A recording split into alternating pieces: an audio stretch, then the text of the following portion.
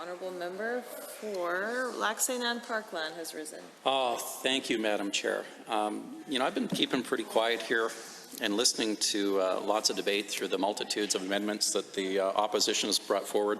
But I would like to, and I don't often do this, I'd like to call out a thank you to one of the members opposite.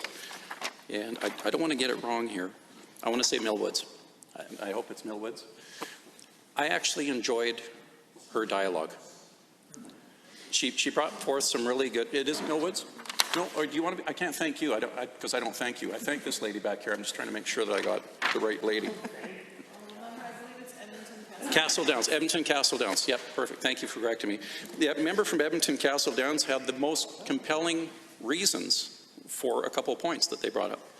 She was actually concerned about, you know, the concerns of the children and being there from her former background.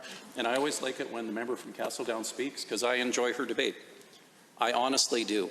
And she brings a level of decorum to the opposition I think they should start to emulate.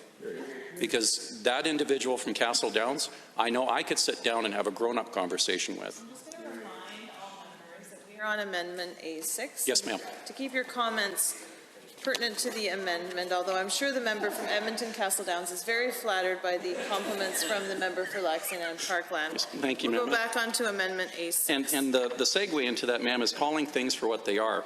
So this amendment here is actually trying to point out in the member's opposite opinion of what we're doing. So instead of being a choice in education act that we're putting forward by our Honourable Minister of Education, they want to say it's called the Education Private and Charter Schools and Home Education Amendment Act. So again, with the exception of the member from Castle Downs, the entire opposition that I've heard speak so far has missed the entire point of the entire bill, which you would think law percentages that they would get her, but again, we're not quite there. So again, coming back to the choice in education, there's lots of choices out there. All school divisions are not created equal either. I've heard the members opposite talk about how good, how fantastic every single school division is. And I can tell you that is not the truth. They are not created equal. You can look at what happened down in Calgary. That school division's not equal. Not equal at all compared to the choices in education, how they spend their cash and what they do. But you know what is equal? The right for every Albertan parent to choose for their education of their children. That is something that's fundamentally equal. To have, as one member had put it, to go to McDonald's to see if you can open up a Wendy's franchise, they probably wouldn't let you do it. So let's talk about toppings. Let's talk about hamburgers, because everybody loves a good hamburger. I want choices in my hamburger, Madam Chair. I don't want to have to go to Wendy's to buy my McDonald's Big Mac. I want my choices. And when it comes to my kids, I've got the choice for my kids. What COVID has taught us is that a lot of the teaching is not created equal. So what is interesting is maybe we should have put, I don't know, maybe I have an amendment for the amendment, Madam Speaker. Because really what this is coming down to is, if we want to put words in here, maybe I'll offer my own amendment to the amendment on this. And what they should call it is, Alberta school changes right wing will produce nut bar right wing warriors. So why don't we call it for what it is? This is where they believe that this should be at. They honestly believe, with us giving us choices to this act, that we should maybe call it the right-wing nut bar act. It's pretty disingenuous. If you want to start calling things names, let's get to the root of your debate, with the exception of the member from Castle Downs. Speak through the chair to all honourable members. And this one is a passionate one because, again, I have 4 kids at home. I went to public education, so did my wife. My wife is a doctor in dentistry. I became a civil engineering technologist. The Yellowhead School Division that I went to was very much recessed. We only had small classroom sizes. There was only 30 of us. We had to beg, borrow, and steal to get physics equipment. Now, when I become an MLA and I go back to my old area where I grew up, I look at Grand Trunk Yellowhead. They have turned that thing absolutely around. They have their budgets under control. Kids' test scores are going up. It's fantastic. And what I get from my constituents out in my area, they want the choice. They want the ability to choose.